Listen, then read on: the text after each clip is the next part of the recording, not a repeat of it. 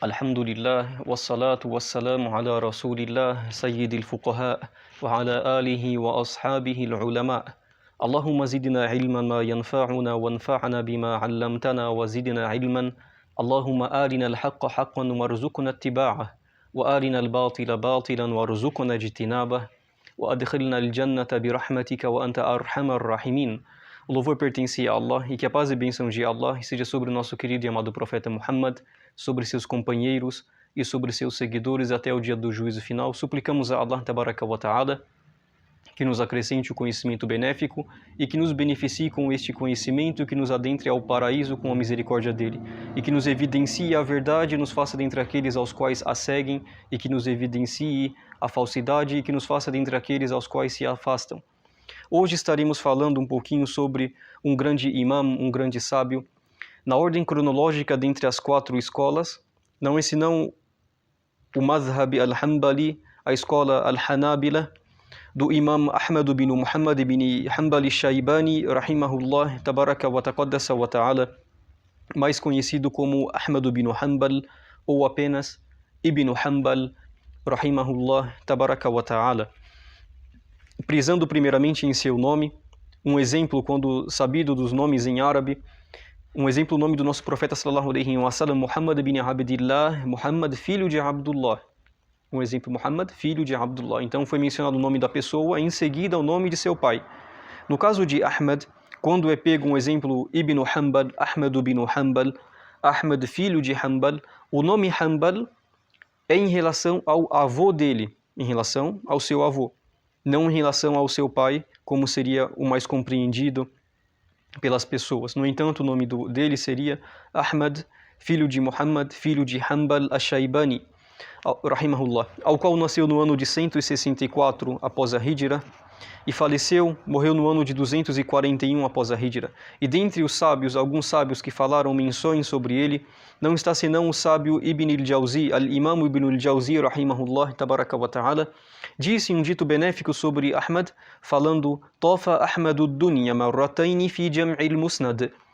Literalmente, Ahmad deu a volta à dunya, deu a volta ao mundo, ou seja, ao mundo do conhecimento que eles estavam ali naquela época inteirados. Não estamos falando do mundo ao qual conhecemos contemporâneo, né, que podemos pensar em dar a volta ao mundo 2 vezes. Porém, uma frase literal que externa e explica que os sábios buscavam os ditos do profeta sallallahu alaihi wa sallam onde quer que eles estivessem e não se importavam na distância que iriam percorrer, mesmo se fosse na busca de um único dito do profeta sallallahu alaihi wa sallam. Então disse que Ahmad deu a volta ao mundo 2 vezes no ato de ajuntar o musnad, de compilar o musnad, ou seja, o musnad ou os asanid, o plural asanid, se dá a tradução como sendo uma cadeia de transmissão. E a diferença do Ahmad bin Hanbal, rahimahullah, na questão dos ahadith, é que ele sempre mencionou a cadeia de transmissão, ou seja, o nome de todas as pessoas que relataram o tal dito. Diferente, um exemplo, quando pegamos no Sahih al-Bukhari e no Sahih Muslim, e também um exemplo no livro do Imam An-Nawawi, rahimahullah, no livro como tido Riyadus Salihin, Jardim dos Virtuosos, que temos mais acesso mais aqui no Brasil, podemos ver que raramente é mencionada uma cadeia de transmissão muito grande. Sempre, a maioria das vezes, é mencionado o nome do autor, da pessoa que está ali relatando, da pessoa que está relatando ao Rawi, a pessoa que está relatando, e já direcionando diretamente ao profeta sallallahu alaihi wa sallam. E poucas vezes vamos encontrar falando: eu ouvi do meu pai falando sobre o mensageiro de Allah sallallahu alaihi wa sallam. Então, a diferença do livro do Ahmad bin Hanbal, dos Asanid, é que ele prisou pela cadeia de transmissão dos ditos do profeta sallallahu alaihi wa sallam, diferente dos outros sábios, e sem dúvida que para todos eles haverá a recompensa incessante de Allah tabaraka wa ta'ala. Então, prisando Ahmad bin Hanbal, para que pudesse ajuntar tantos ditos aos quais ele compilou nos livros, um exemplo assim, ele deu a volta ao mundo 2 vezes, ou seja, não se deixou apenas a pegar aqueles ditos que estavam próximos dele, do local que ele ali estava residindo, um exemplo, Bagdad, né, antes de mudar de local, de cidade, para buscar os ditos. Pelo contrário, viajou, fez viagens para buscar, mesmo que fosse um único dito do profeta sallallahu alaihi wa sallam. Dentre as palavras benéficas que podemos mencionar sobre ele, os atos benéficos que podemos mencionar sobre ele, quem melhor em dito do que o seu próprio filho Abdullah? Abdullah ibn Ahmed rahimahumallah disse: "Kana abi yusalli fi kulli yawmin wa layla." Ele disse: o meu pai, quem melhor em dito do que um filho falar sobre o pai? Quem melhor em conhecimento do que um filho falar sobre a respeito de seu pai? O meu pai fazia a oração todo dia e toda noite, uma forma de falar, todo dia ele estava fazendo a oração, 300 rak'ah. 300 unidades da oração facultativa, da oração voluntária. E não é de um ato de nos assustarmos ou acharmos que seria uma questão impossível ou que será impossível uma pessoa fazer 300 unidades de oração facultativas, voluntárias. Não estamos falando das obrigatórias, estamos mencionando apenas aqui na questão as voluntárias. Não é de se admirar, pois os sábios do passado e as pessoas aos quais Deus glorificado seja deu o tawfiq, deu a aceitação da facilitação do tempo, eles despendiam os seus tempos, o tempo na coisa benéfica, naquilo que iria os beneficiar nesta vida e na outra vida, e prisavam e davam o verdadeiro direito desta vida e o verdadeiro direito da outra vida, ou seja, não deixavam com que esta vida ficasse mais importante do que a outra e vice-versa. Então não é de se admirar que este imam, nobre imam, rahimahullah, fazia 300 unidades de oração todo dia e toda noite, um exemplo. Falamma marida min tilka al-aswat, e seu filho continua falando, rahimahullah, falando, e quando ele ficou enfermo daquelas chicotadas, e a questão das chicotadas é bem sabido no tempo do Ahmed bin Hanbal, quando surgiu aquela fitna, aquela musiba, aquela provação e calamidade da palavra que al-Mu'tazila, eles falavam, o Coran é uma criatura de Allah, é uma criação de Allah. Porém, os sábios prisaram e pararam e ficaram ali falando, não, o Coran é a palavra de Allah tabaraka wa ta'ala. E dentre os sábios, alguns sábios, mais ou menos 4 ou 5 sábios que ficaram presos junto com Ahmed, e dentre alguns sábios do tempo dele ficaram quietos, não mencionaram nem o sim nem o não, nem se opuseram. Dentre aqueles que se opunham, e dentre o exemplo aqui, Ahmed bin Hanbal, junto com outros 4 ou 5 pessoas, ficaram presos, foram torturados, foram chicoteados, foram blasfemados, foram xingados, ofendidos, né? E assim aconteceu com Ahmed bin Hanbal também, rahimahullah. Tudo isso para o quê? Defender a palavra da verdade, mesmo que o governo tirano estava ali com o dito da falsidade, porém a falsidade nada vale quando tem a evidência do Coran e da Sunnah e da fé em Allah tabaraka wa ta'ala. Então este sábio, assim como outros sábios, foram chicoteados, presos, maltratados e torturados por causa da defesa da palavra da verdade. Subhanallah. O seu filho continua mencionando, adu'afatuhu fakana yusalli kulla yawmin wa layla, ou seja, depois daquelas chicotadas, que ele ficou fraco, meu pai ficou fraco, e ele estava fazendo a oração todo dia e toda noite, ou seja, sempre, né? 500 rak'ah. 150 unidades de oração, ou seja, reduziu a metade do que ele estava fazendo no tempo de força plena.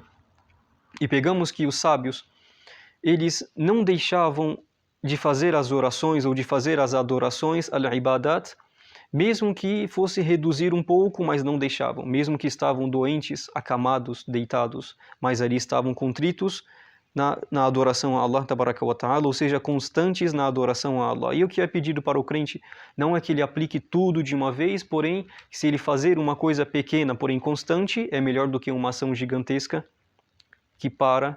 Este é um significado literal de um dito do profeta sallallahu alaihi wasallam. E falando sobre al-ibadatu wa taqwa, sobre a adoração e a piedade deste imam, como estamos falando, o que podemos mencionar aqui, Ahmed disse, Ma katabtu hadithan illa wa qad amiltu bihi. Eu não escrevi nenhum dito, nenhum hadith, ou seja, não compilei, não busquei, não descrevi, não mencionei nenhum dito do profeta sallallahu alaihi wasallam, exceto e com efeito eu o pratiquei. Exceto e com efeito eu o apliquei e o pratiquei. Prisando pelo que os sábios não ficavam ali contrito apenas na questão de ajuntar, porém de praticar. Então tudo que eles aprendiam, eles praticavam como sendo uma evidência para eles e não sobre eles. Hatta marra bi anna nabiyya sallallahu alaihi wasallam ihtajama wa a'ta abatibata dinara, até que passou sobre mim um hadith ao qual eu vi que o profeta sallallahu alaihi wasallam fez aquela terapia das ventosas, como é conhecida no ocidente atualmente, né?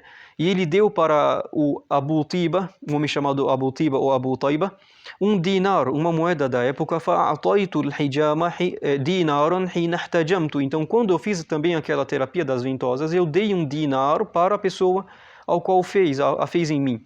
Né? Então, os sábios desejavam o quê? Pegavam um hadith, em seguida o aplicavam da forma mais clara, mais simples possível, mas aplicavam o hadith. E como chegou pelo Imam Ar-Rabi' rahimahullah, falando, قال لنا الشافعي, o Imam Muhammad bin Idris al-Shafi'i rahimahullah disse sobre Ahmed, disse para nós o Imam al-Shafi'i, Ahmadu imamun fi thamanin khisal, Ahmadu imamun fi thamani khisal.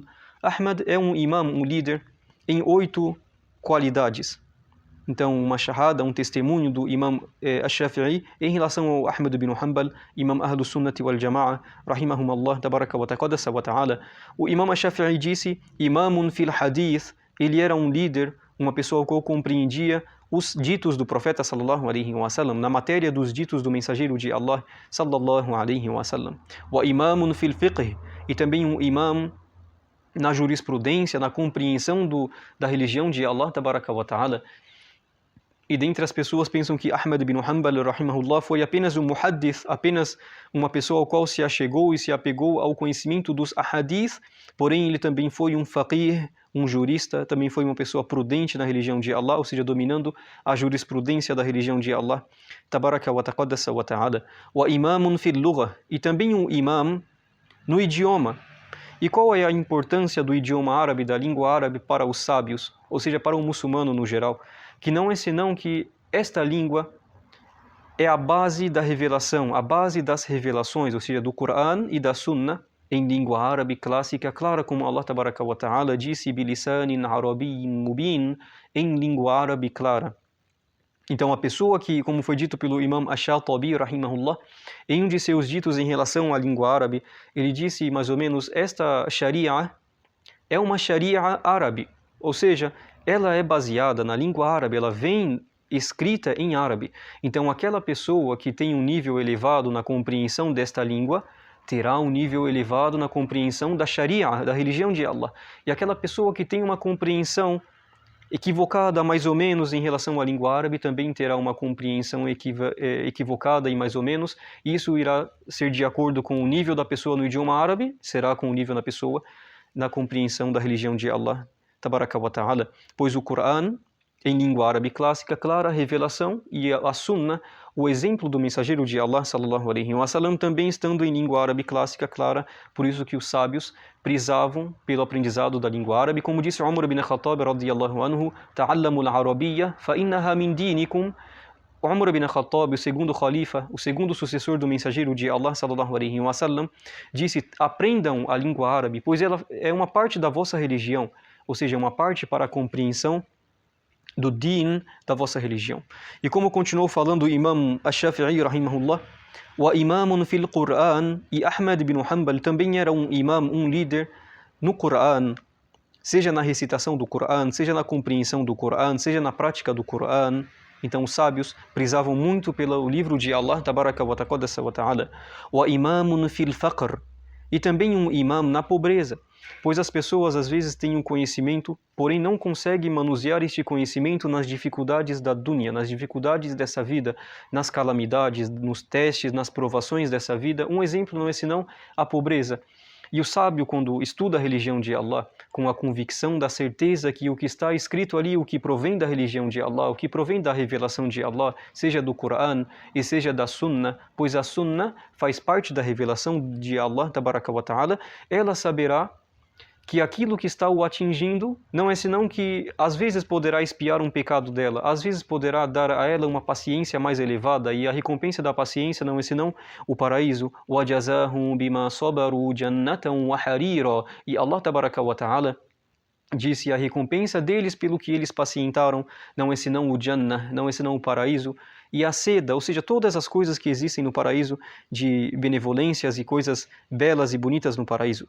Wa imamun fi zuhd, e também era um imam no zuhd, ou seja, o zuhd não é senão aquele ato da pessoa colocar esta dunya no nível dela e colocar a akhira no nível dela. Ou seja, as coisas da dunya não irão interferir na religião da pessoa a tal ponto que ela deixe de fazer as coisas da religião para fazer as coisas da dunya. Então os sábios tinham aquela questão do zuhd, az-zuhad, como conhecidos, né? Aquelas pessoas que se apegavam à religião de Allah acima de todas as coisas, e a vida terrena era apenas o meio para a pessoa sobreviver, para a pessoa viver e adorar a Allah, tabaraka wa taqaddasa wa ta'ala. Então deixavam tudo em seu devido patamar, dando o direito de todas as coisas para o direito que merece e não deixando uma coisa sobre a outra, retirando assim do direito. Wa imamun fil wara', e também um imam na piedade, como o imam Ash-Shafi'i mencionou, rahimahullah. E a piedade, os sábios falavam que a piedade é a questão, a relação, o exemplo, o servo. Ele sabe que à frente dele há uma coisa mubah, uma coisa opcional, porém ele deixa aquela opcionabilidade por temor a Allah, temendo que por causa da opcionabilidade, aquela opção no momento, algo que não é nem proibido e nem ordenado, é opcional, ela deixa por temor a Allah, temendo que aquilo poderia se tornar uma coisa proibida, uma coisa que leve a algo detestável ou reprovável na religião de Allah, tabaraka wa ta'ala. Então, por piedade a Allah, ele deixa aquilo, mesmo que opcional, temendo que chegue a algo errado. Wa imamun fi sunnah, e também um imam na sunnah, e como dito, mencionado, a sunnah é uma das partes da revelação. Não é senão uma das partes da revelação de Allah, tabaraka wa ta'ala. A primeira e mais famosa, como sabemos, é o Coran, a palavra de Allah, tabaraka wa ta'ala, a palavra ao qual Allah, tabaraka wa ta'ala, revelou por intermédio do anjo Jibril, do anjo Gabriel, que a paz de Allah esteja sobre ele, ao profeta sallallahu alaihi wa sallam, em língua árabe clássica, clara, com ordens, com histórias dos profetas anteriores, histórias dos povos anteriores, e também para que possamos ali, de acordo com o Coran, adorar a Allah da forma exata que Allah ama e fica satisfeito, dentre outros preceitos. Porém, não devemos esquecer que dentre a revelação, não é senão a sunnah, que faz parte da revelação. Allah tabaraka wa ta'ala disse na suratul Fajr, وَمَا يَنْطِقُ, na suratul Najm, subhanallah, na suratul Najm das estrelas, Allah tabaraka wa ta'ala disse, وَمَا يَنْطِقُ عَنِ الْهَوَىٰ إِنْ هُوَ إِلَّا وَحْيٌ يُوحَىٰ, em relação ao profeta sallallahu alaihi wa sallam, e ele não dizia, não falava as palavras jogando ao vento, apenas por dizer, por capricho, apenas jogando para o vento. Não era senão revelação revelada. Então, pegando que o Coran, revelação revelada, e tudo aquilo que o profeta sallallahu alaihi wa sallam disse, que foi compilado e escrito e guardado pelos companheiros, que é chamado da sunnah, chamado de sunnah, não é senão também parte da revelação de Allah tabaraka wa ta'ala, pois através da sunnah é compreendido o Coran. E falando agora sobre al-ilmu wa-dhaka, o conhecimento e a sabedoria, a inteligência deste imam, rahimahullah, tabaraka wa ta'ala, imam ahlus sunnati wal jama'a. Como disse Abdullah ibn Ahmed, rahimahumullah, tabaraka wa ta'ala, o filho de Ahmed, chamado Abdullah, disse, qala li Abu Zur'a, um homem chamado Abu Zur'a me perguntou algo, disse para mim algo. Abuka yahfazu alfa hadith, acaso o teu pai memoriza mil ditos, ou seja, 1 milhão de hadith? Acaso é verdade? Seu pai memoriza isso? Como que você tem essa certeza? فَقِيلَ لَهُ وَمَا يُدْرِيكَ, e o que vos faz inteirar-te do que ele memoriza isso? Você falou que teu pai memoriza 1 milhão de ditos. Porém, como que você tem certeza disso? Então, respondeu falando um dos filhos de Ahmed ibn Hanbal, chamado Abdullah, قَالَ ذَكَرْتُهُ فَأَخَذْتُ عَلَيْهِ الْأَبْوَابِ. Então ele disse, eu mencionei para o meu pai, e o peguei literalmente em todas as portas, todos os capítulos do livro. Ou seja, é uma prática bem conhecida na questão do Coran, quando é interrogado, questionado, passando por um exame, as pessoas que memorizam o Coran, um exemplo é pego aleatoriamente um versículo, e a pessoa deverá completar. Em seguida, aleatoriamente, uma outra sura, um outro versículo, e a pessoa vai completando ali. Não que necessariamente deverá começar do início do capítulo, porém pode começar do meio, do fim, não importa, apenas para que a pessoa complete, e quando é feito isso mais de uma vez, em mais de um ponto do livro, já é ali evidenciado que a pessoa memorizou a sura, ou os capítulos do Coran, ou o Coran inteiro, como é pego. Então, um dos filhos de Ahmed ibn Hanbal, chamado Abdullah, rahimahumullah, tabaraka wa ta'ala, ele fez isso também para que comprovasse que o pai dele estava ali fielmente, memorizando todos os ditos aos quais ele estava falando. Em seguida também foi dito por Abdur Razak, rahimahumullah, tabaraka wa ta'ala, disse: "Ma ra'aytu ahadan afqahu wa la awra'u min Ahmad ibn Hanbal", ou seja, um testemunho também de um dos sábios falando: "Eu não vi ninguém mais conhecedor na religião de Allah, na questão da jurisprudência, e nem mais piedoso do que Ahmad ibn Hanbal." E o Imam Ash-Shafi'i, rahimahullah, Muhammad ibn Idris Ash-Shafi'i, rahimahullah, ele disse: "Kharajtu min Baghdad", eu saí de Bagdá. É sabido que o Imam Ash-Shafi'i nasceu em Rosa, na cidade de Rosa, na faixa de Gaza, como é conhecido pelo Ocidente, assim um exemplo. Ele disse: "Eu saí de Bagdá. فما خلفت بها رجلا أفضل ولا أعلم ولا أفقه ولا أتقى من أحمد بن حنبل." Eu saí de Bagdá e não deixei ninguém ali me sucedendo, literalmente. Saí e deixei uma pessoa ali. Nenhum homem, mais um homem melhor e nem mais sábio e nem mais compreendido na religião de Allah, ou seja, jurista na religião de Allah, e nem mais temente do que Ahmad bin Hanbal. Uma palavra do Imam Ash-Shafi'i, rahimahullah, tabaraka wa ta'ala. E também disse o Shafi'i, rahimahumullah, tabaraka wa ta'ala, que Allah tem misericórdia de todos eles: "Ya Aba Abdillah", e este é um testemunho, um certificado, literalmente, de peso e grande, direcionado por um dos grandes imam também da segunda grande escola, a Shafi'iyya, ao qual falou sobre Ahmad bin Hanbal: "Ya Aba Abdillah", ó pai do Abdullah, né, como chamado assim um exemplo, "idha sahha indakumul hadith", quando você souber de um hadith correto, ou seja, você que está buscando os hadith sempre para compilar a cadeia de transmissão, dentre outras coisas, quando você souber de um dito correto, concreto, mais um, فَأَخْبِرُونَ حَتَّى نَرْجِعَ إِلَيْهِ, então nos informe até que nós possamos retornar a ele. E é bem sabido aqui em questão à língua árabe, já meditando e ponderando, foi dito pelo Imam Ash-Shafi'i: quando vocês souberem de um dito, quando próximo de vocês tiver um dito, jogando para o Ahmed, ou seja, no plural. E o plural na língua árabe também dá o significado do pluralismo na questão de mais de três, no árabe fica mais de três, né? O dois é o dualismo, porém o mais de três, e também tem aquela questão da língua árabe, até na língua hebraica acontece também, que a pessoa estará engrandecendo aquele que está se dirigindo ao dito, ou engrandecendo aquele de quem você está mencionando em dito. Então, quando o Imam Ash-Shafi'i disse: quando vocês souberem, quando chegar próximo de vocês um dito verídico, mais um que vocês estão procurando, né, apenas para o Ahmed, فَأَخْبِرُونَ, então nos informe, ou seja, informe-me, apenas eu, um exemplo, me informe, حَتَّى نَرْجِعَ إِلَيْهِ, até que nós possamos retornar a ele, ao dito, ou seja, engrandecendo quem fala e quem é dito sobre. أَنْتُمْ أَعْلَمُ بِالْأَخْبَارِ الصَّحَاحِ مِنَّا, porque vocês, ó Ahmed, vocês, engrandecendo a pessoa, são mais conhecedores dos informes, dos verídicos do que nós. Ou seja, da questão da cadeia de transmissão. Então este foi um pequeno lapso de menção em relação ao Imam Ahlus Sunnati wal Jama'a, do Ahlus Sunnah wal Jama'a, rahimahullah, tabaraka wa taqaddasa wa ta'ala, Ahmad bin Muhammad bin Hanbal Ash-Shaybani, rahimahullah. Então, alhamdulillah, suplicamos a Allah tabaraka wa ta'ala que nos acrescente conhecimento benéfico e que nos beneficie com este conhecimento. E o último dos louvores, não é senão o louvor pertence a Allah, o Senhor dos mundos. Wa sallallahu ala nabiyina wa habibina Muhammad wa akhiru da'wana anil hamdulillahi rabbil alamin. Alhamdulillah, wassalatu